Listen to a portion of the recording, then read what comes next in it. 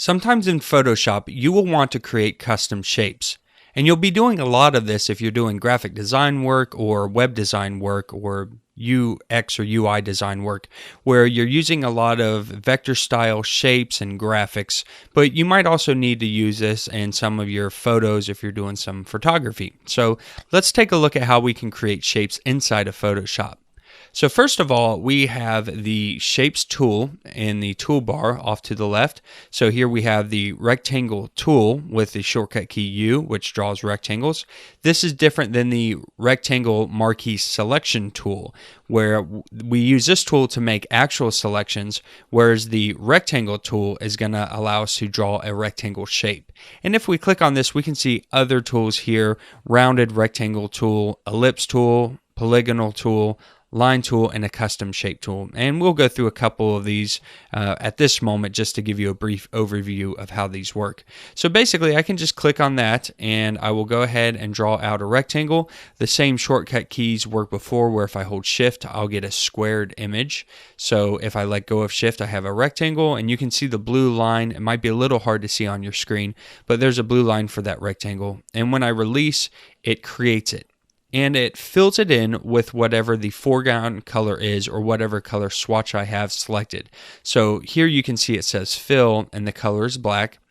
And then the stroke is going to be if you had a border going around here, and there's none selected at this time. And that shows you what kind of line that would use. And it also gives you the width and height which you can manually adjust here if you would like to, making it very easy for you to change out the size of those shapes and get exact dimensions. Then there's some other buttons off to the side in the options panel for organization properties and doing things like combining shapes together or intersecting shapes and how we align them and so forth, which we'll get onto a little more later on in the course.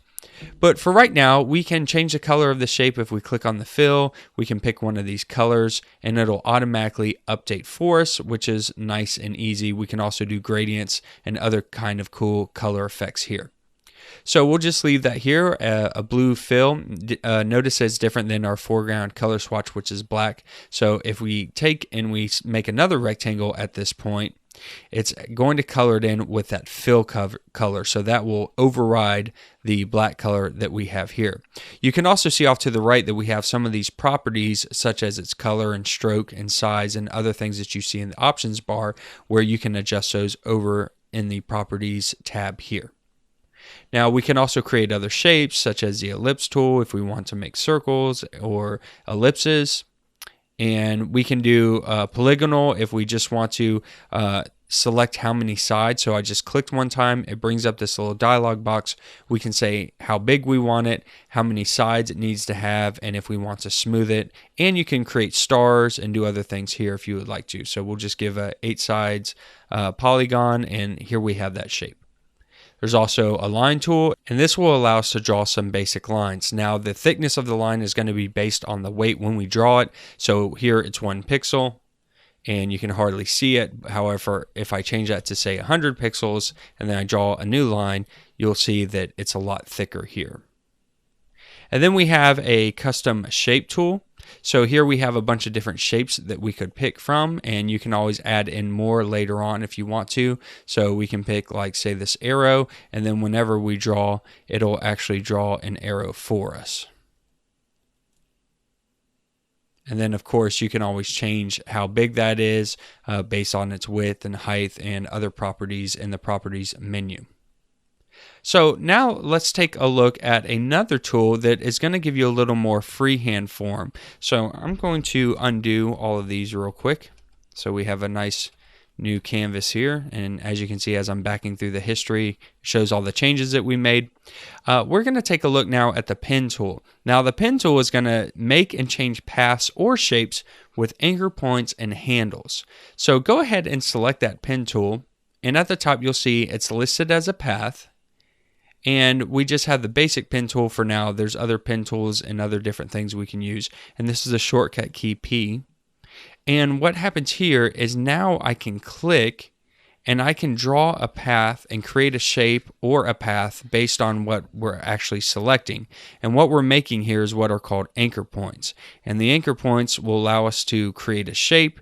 And as you can see, I can go around and close this off, and now we have this nice shape. And we can stroke this path so that it makes a nice line around here, or we can go to the top and we can change this to a shape so that it creates a shape as we are making these points. Now look a little funny until you get around to the bottom here, and then you just click on the last point and it'll close that shape for you. However, if you are using a path, so let's select path. Another thing that you want to notice is it adds another layer over in the layers dialog box here. So it created a new shape layer, which we'll get into shapes a little more later on. Let's go ahead and just delete that for now and create a new path. So we have path selected. We're still on the pen tool, and I'm going to create points.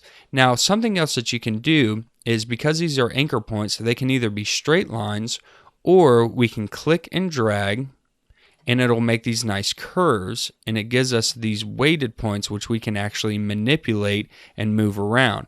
And that's the great thing about using shapes, is after you create them, you can go back and edit them however you see fit. So this isn't exactly perfect, but we can actually fix this up and move these points around. Now, if we wanted to make a shape out of this path, we have some selections, some different selections that we have here at the top. So it says make, and we can make it a selection. And when we do that, we'll hit OK. It actually turns it into marching ants. So this is another way that you can make some really great fine-tuned selections. If we undo that, we can also create a mask, or we can create a shape. So if we hit shape, you'll see it makes what we made earlier by selecting shape first at the top and creating a shape from scratch. The only difference here is we made a path first and then made a shape out of that path.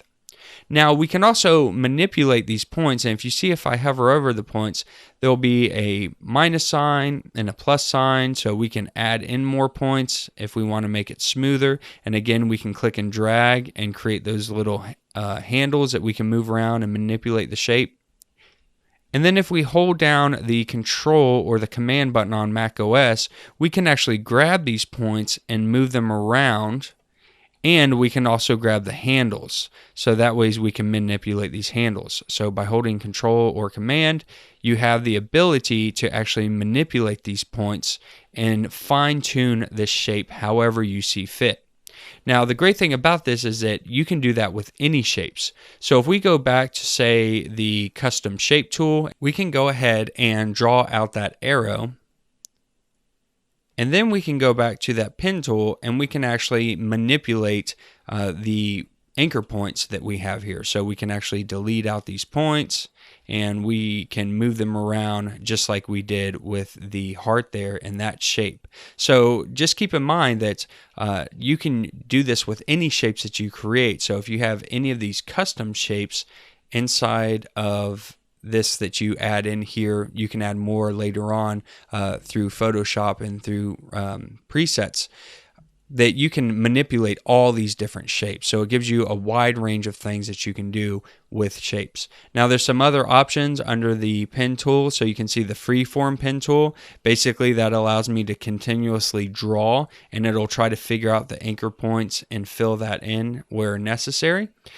We have the curvature pen tool. We can add anchors and delete anchors with these point tools, and then the convert point tool. And what that'll do is that'll convert these anchors into the ones that have the handles so we can manipulate those. So here it's just a regular point, but if I click on it, you can see two handles pop up there, and then I can actually manipulate those handles with the convert tool. So that gives you a brief overview of how to create shapes and edit shapes inside of Photoshop, both with using the shape tool or with the appropriate pen tools. And as you mess around with those, you'll really discover that you can do a lot with them, and they are very useful when you get into things like I said, graphic design or web design, where it's very common to use these types of shapes. So I hope you enjoy it, mess around, play around with the tool, and get used to them, and we'll see you in the next video.